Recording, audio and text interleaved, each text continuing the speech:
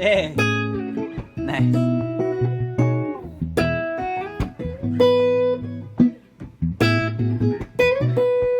Watch it. Hey, master at the lefty now. I think that's enough. Yeah.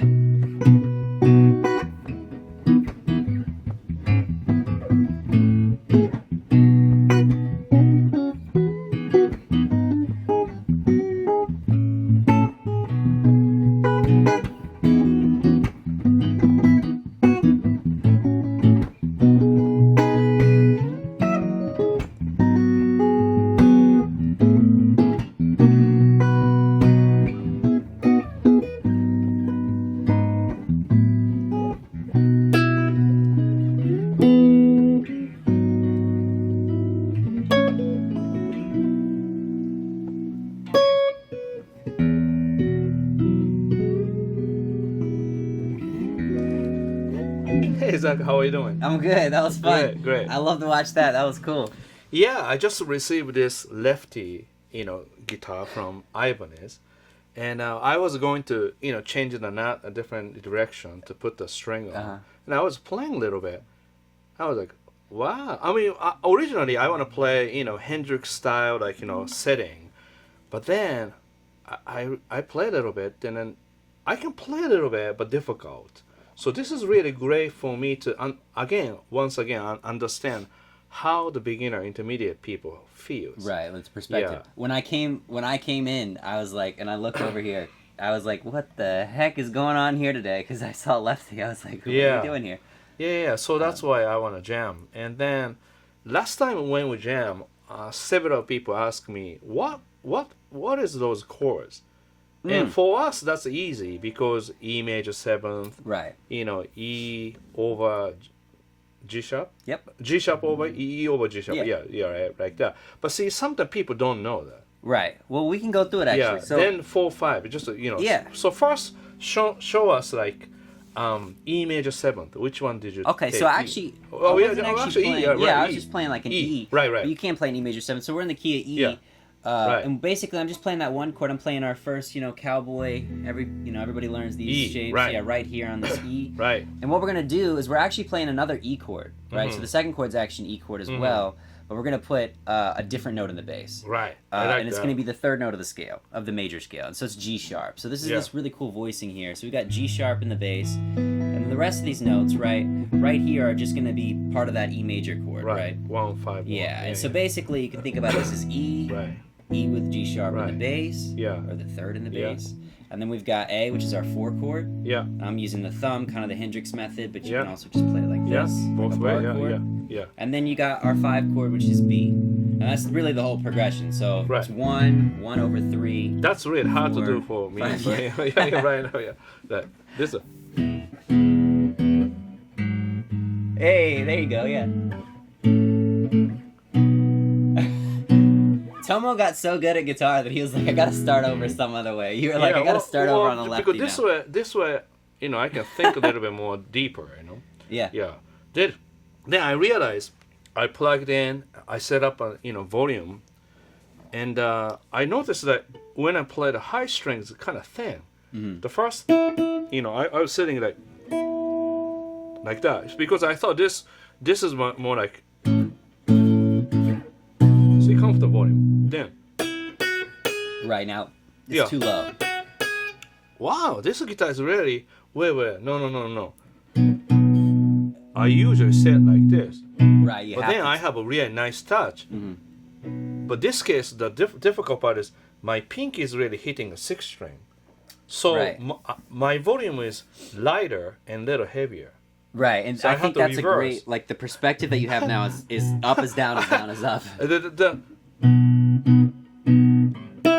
Yeah, you gotta have the lightest touch with your pinky now, 'cause it's the bass.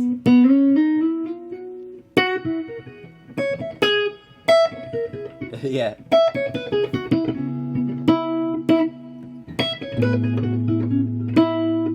Yeah.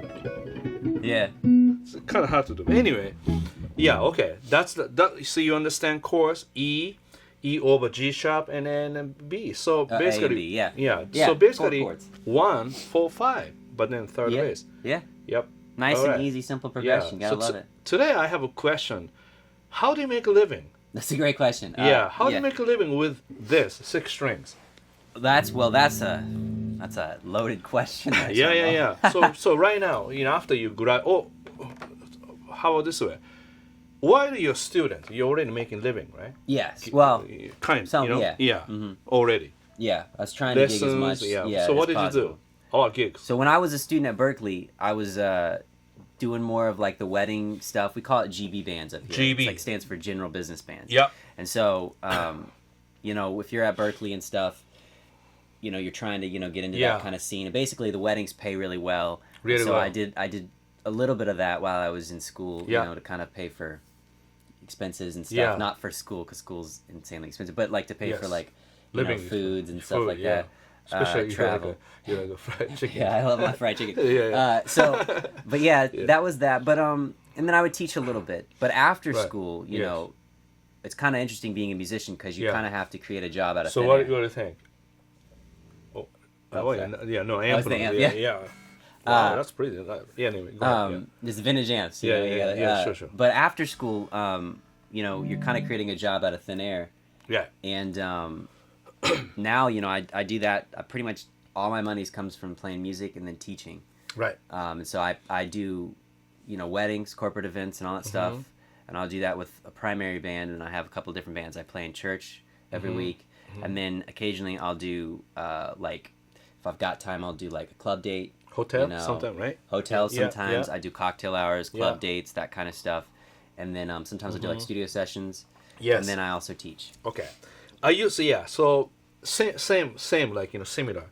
I used to do a lot like club gigs, bands, blues band, R&B, all different things. But then right after I graduated from Berkeley or before, and I started playing just like wedding band. Then that's band name is One Step Ahead. It's really nice people.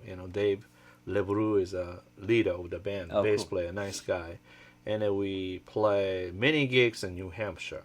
But then every weekend, Friday, Saturday, is pretty much sometimes double in the summer. Yep. It's really tiring in a way because early in the morning I have to leave because I have to go to New Hampshire. Then play afternoon and then move to next gig, right to it. And so to a point I felt a little bit because I was really into more blues back, really working on blues. Then join a GB band, almost like you can play feeling. Right, Kind of funny. Yeah, you have to not. I shouldn't say this way, but what happened is GB gig is really about background music. Yep. So you have to play everything continuously, kind of soft volume. You can't really go like this. Right. So even like if I play Little Wing, has to be like this. It's kind of hard to do it. Yeah. Now I can do with the dynamics, but back then a little hard to do it. So I just felt like 2 years in, and I was like, okay, I gotta quit this one. I got out because I have to work on the feeling. So this is kind of an opposite. Right. Money is good, but yeah, the money is good. What's interesting though about the GB band stuff too is I didn't realize like, at least for the bands that I'm playing with, like you have to learn the parts. It's interesting because it took me a minute because I'm not the kind of person that like learns they want the record. Right. They exactly. don't want you to improv over No. They're like, nah, just play the solo from the record. Intro, you have to play exactly the same. Yeah. So definitely transcribing skill. Then I learn material. So repertoire, it's just great repertoire. So that really helps me, learn more tunes afterwards. Yeah. But then 2 years, I thought for me it was enough.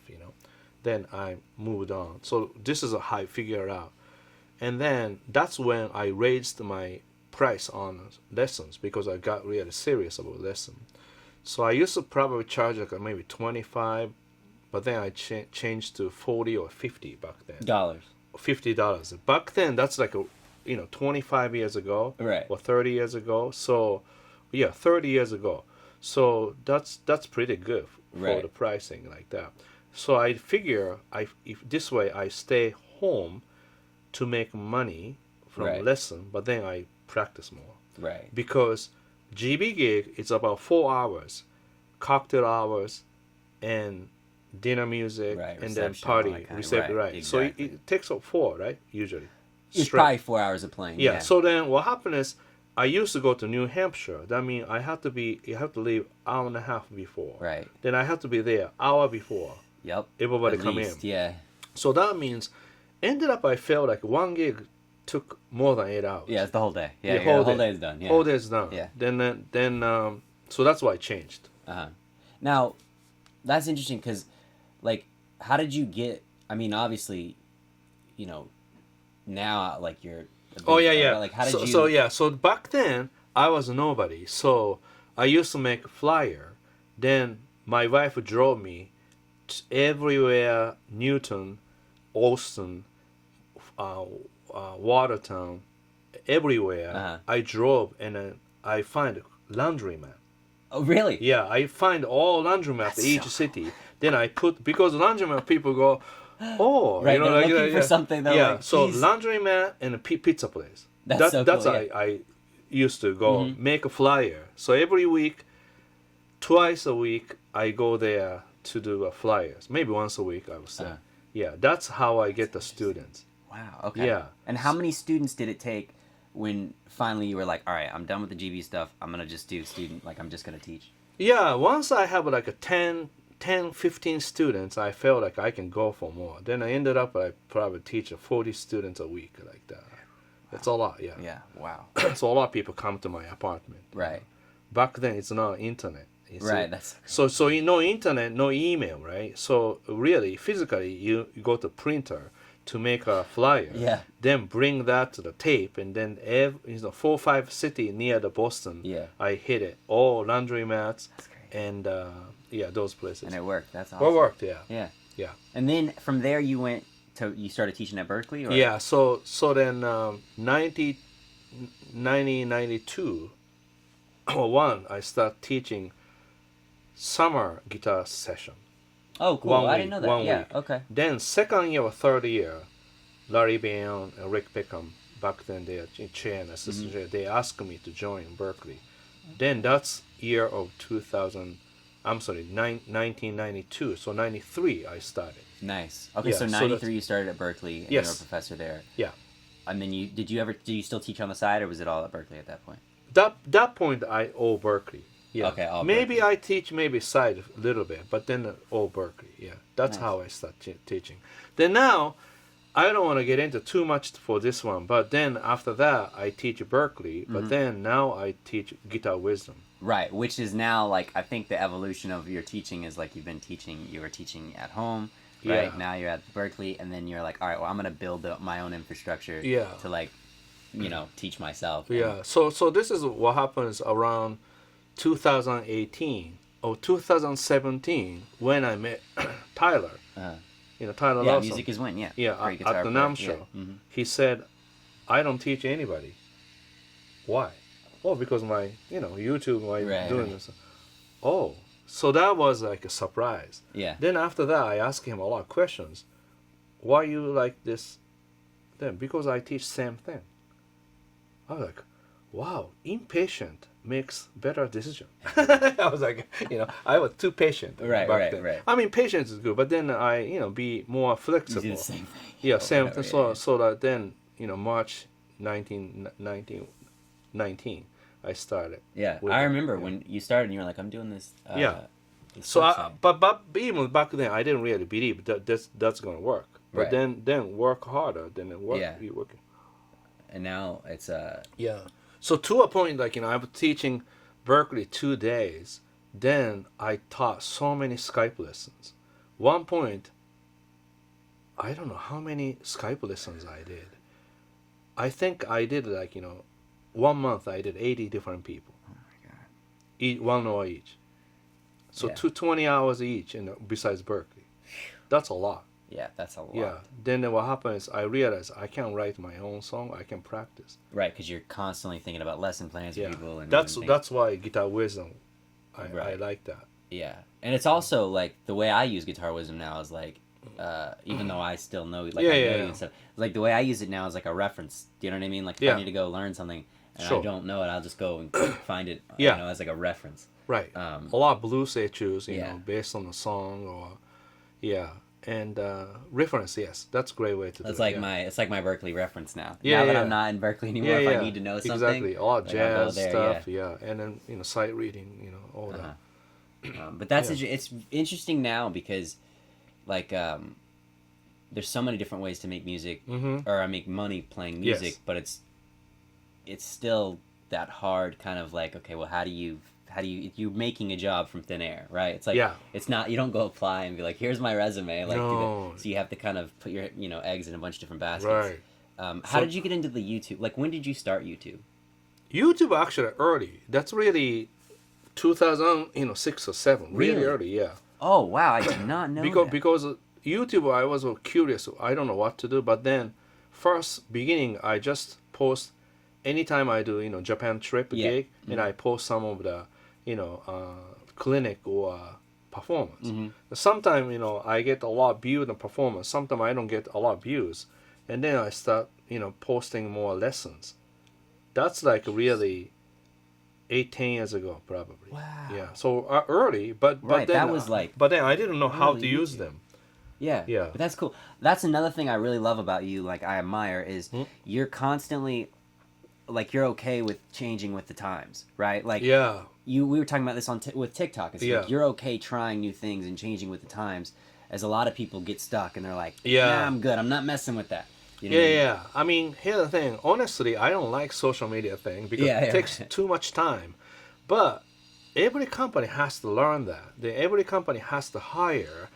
About social media person. Now. So I thought I hire myself, doing that. So just figuring out here and there. And so how many like, typical guitar player has, so many YouTube, followers or, Instagram followers? It's hard. Right, exactly. I have now, how much? Over 3 something? Yeah, something crazy, Yeah, so because I just kept doing it. Right. And you're always thinking about like the content and like what you can do to make it better. That's another thing too I like admire about your like your work ethic is like you're constantly thinking about like how can I make the product better? The product being like your your teaching. Yeah, also has to be slightly different from others. Right, like find your lane and like So that's why I decide not editing YouTube video because I just cannot spend time. Right. Do that. When you told me that, like when you were like, I don't edit any of my videos, I was like, I thought that was like insane. I was like, that's wild. Cause, well, a lot of people said, if you don't edit the video, nobody watch it. Right. But true. It's not true, yeah. And so it's almost more authentic too, and But in a way, it's definitely algorithm sometimes follow the editing movement, right? Like that they pick, but still I have 509. Yeah. 509,000 followers. I think you're doing all right, Yeah, without any help, I mean, Samantha helps me, but you help me too. But well, no, but I don't hire anybody, right? To do just to do that. Now, to kind of wrap up this topic. Yeah, great. Yeah, let's do it. What do you think is like? What is the way now for a modern musician, like either graduating or wanting to get into this? Yeah. Like, what do they need to do to make money, to succeed, to actually make like money playing only music, like that's your living?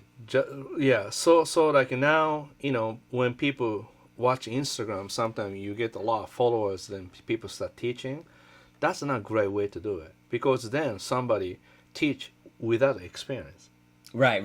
Yeah, that's the worst. Yeah, experience coming from watching TikTok or YouTube or Instagram. So that's really not experience. Right. So I think best way you figure out clubs around the town, and then every night drive these places. Yep. But watch them at least 4 or 5 times, then learn material. Yeah. Then they jump in. So eventually you can sub other people's around Really, the town. I mean, that's really the best point, because like Yeah. when I first got up here, all the bands that I play with now, Yeah, every single band that I played with started with me subbing for one band.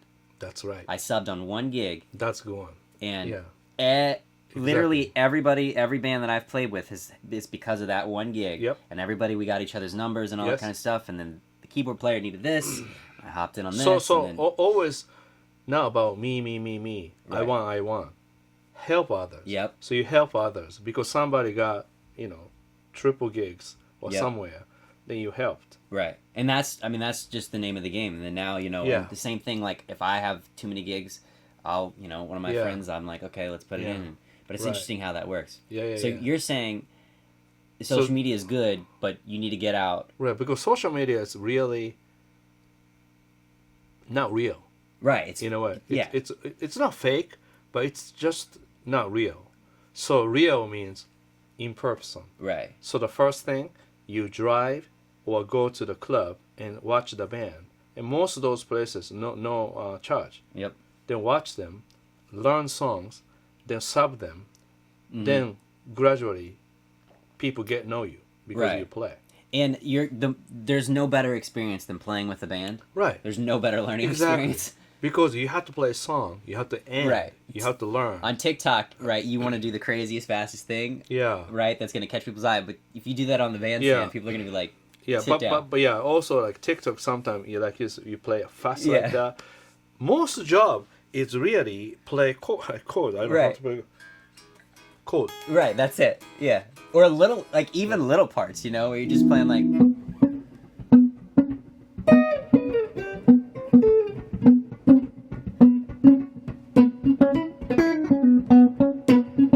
Right, you're just playing like... Exactly. Yeah. Grooving. Yeah, exactly. Yeah.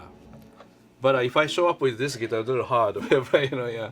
All right, I think, Yeah. We wrap up this, basically you have to go out and do something. And of course, GB gig, teaching, and now intermediate, pro, any level you can teach, but you have to learn from Right. real experience. Go That's out it. and be in the physical, like tangible world. Yeah. Exactly. Get out there. All right. love Thank it. you so much. Awesome. Yeah. Always a pleasure. Yeah, thank you so much for watching Tomo's Music. If you like my channel here, please join, and we're gonna have Zack Gibbs again. So, see you soon. Take care. Bye.